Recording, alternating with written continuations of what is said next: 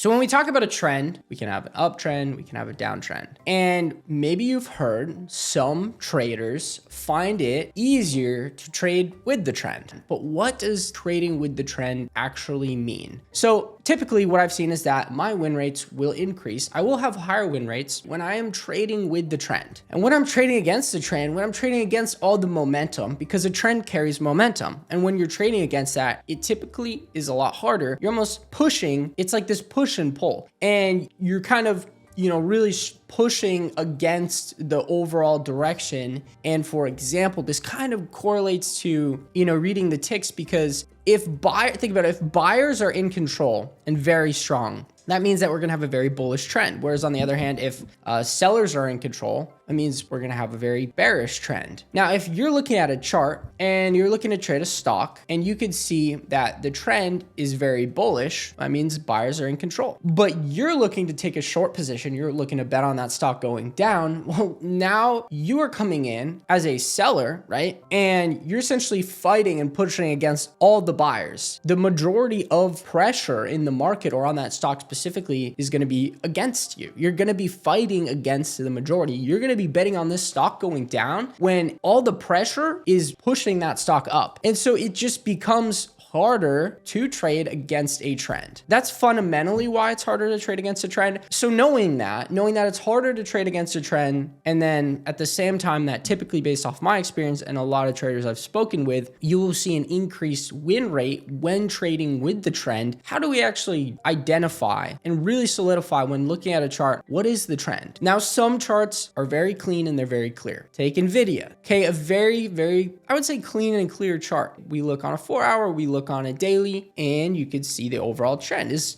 bullish, right? And some are very easy to see, like NVIDIA. But there's some charts that aren't so easy to essentially tell what the trend is. So we're just gonna go through some random stocks here, and then I'm gonna show you just a quick and easy way, quick and dirty way of identifying what the trend is. And then at the end of this video, hopefully you'll be able to kind of make an assumption or decision, or at least have more thought process in whether or not you want to start positioning your trades in line with the trend or not. So let's start with CRM. And this is what I like to do, is first identify where is our low, where is our high. Low at 115.29, high at 322.81. Now I would actually like to hop on a 4-hour time frame. So now we can see our new low is 212.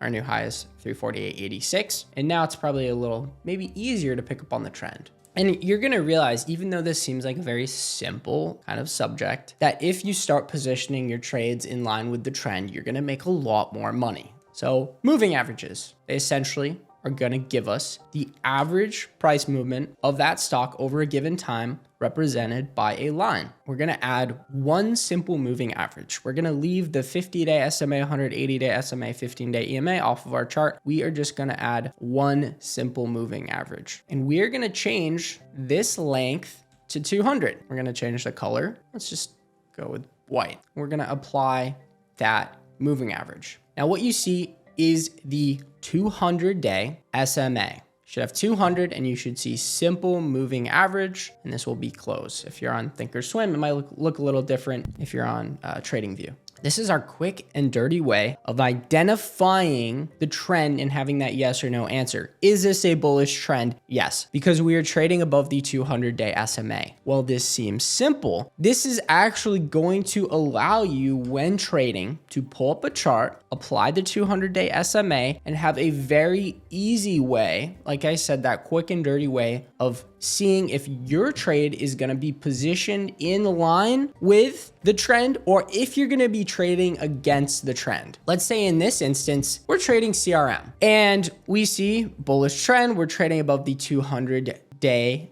SMA. Now, buyers are in control. That means if you came in and you're like, hey, I think CRM is going to go down. Well, you're going to be playing against the trend. You're going to be taking a put. You're going to be buying a put. So you're going to be taking a short stance on the chart. And that is against the overall theme, the overall trend, and where the majority of people are at within CRM. buyers are in control. There's a lot of buying power, and you're coming in and you're saying, I want to short CRM. I think it's going to go down. That's fundamentally why it's more difficult to trade against the trend. Now, what we can try to do is try to predict the highs and say, oh, I think it's going to turn around here. With the setup I have that correlates to shorting a high, well, problem is that you are trading against the trend, and that's why that setup has almost a 15% lower win rate than, say, example, the pullback play, which is in line with the trend. So we are trading right now, very obviously 343.88, $350 almost on CRM. If you come in, you're trying to short this thing, you can see you would have failed every day. You would have failed shorting it every day almost for the last 2 weeks. If you came in this day, tried to play against the trend, the next day you would have gotten taken out. But essentially, every day, this thing has continued to gap up, and it looks like we've started gapping up and increasing each day even further. CRM has just been picking up this momentum, and that's been carrying into the next day. You would have continued to get stopped out. Whereas if you had a long stance, a bullish stance, and you wanted to go long on CRM, you could see that trading with the trend, you could have caught a 2-week insane like momentum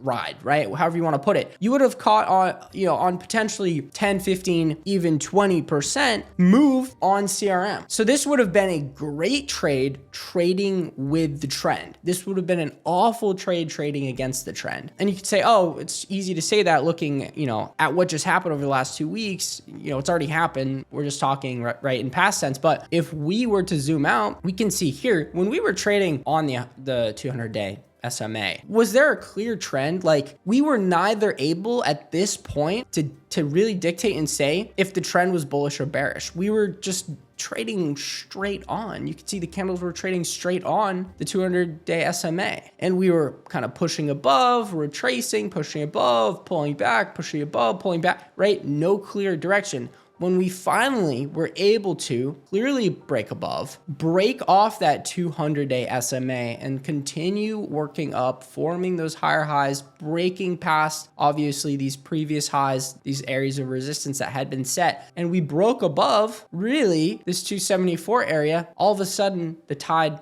has shifted. Now we could say with certainty that the trend is bullish. We're trading above the 200-day SMA. We've broken out after trading like pretty much on it. A lot of chop over the last couple of weeks, taking a directional stance, going long with on this chart, getting in with some calls, trading the trend. You would have seen a really, really nice move. Whereas if you didn't have this 200-day pulled up on your chart, you wouldn't have had that way of looking at it and identifying if that trade you were looking to take was going to be in line with the trend or not. And again, it's easier on some charts to see what the trend is, if there's, a bullish or a bearish trend. And then on some charts, it's just really difficult. Here's another example on ticker symbol OXY. We could see that price movement has tried to break above the 200-day. And you can see we've kind of continued to form these lower highs, lower lows into this low at 49.51. So having this understanding now, knowing, hey, it would have been really difficult if the trend here is bearish to actually try to go long, because the only opportunity you would have had to make money throughout the entire, last 4, 5, 6 months would have maybe been one of these little bounces here for a day or two. You would have been up, but overall you would have continued